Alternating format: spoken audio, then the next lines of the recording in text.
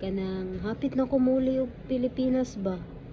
Unsa may mga ipasalubong sa kuha? Ha? Ha ba kay ipasalubong sa kuha? Tagay pugog pasalubong ninyo ay. Sige na ba? O kanilang imong anak akong kwaon? Kadto na ko Pilipinas. Musugot ba ka? Musugot ba ni siya? Kani? Ming!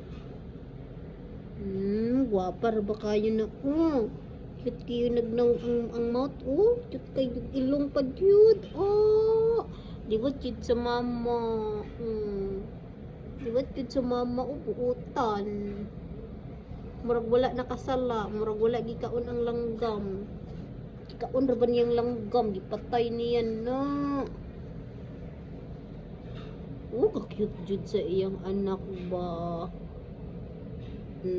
Dapa kay ilong na. Dapa kayo nag-ilong. Liwat sa mama. Uy. Liwat sa mama. Cute.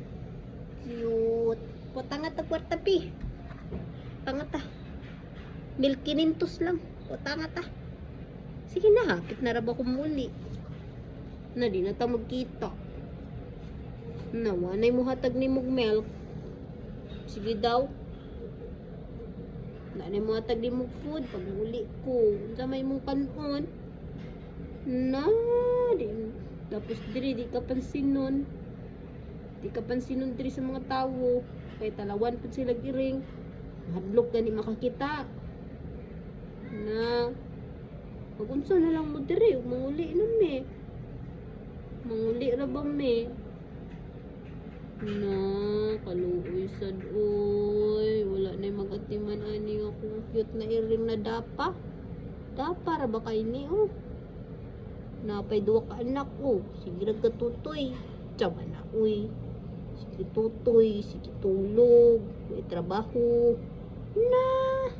Panalbaho sad mo oy. Di kay sige ra pangay pagkaon. Siguro mga pagkaon, way trabaho. Na. Unsa man na uy. Picture mong tulo dira. Ini isa.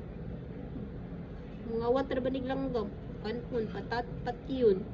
Tapos biyaan. Na.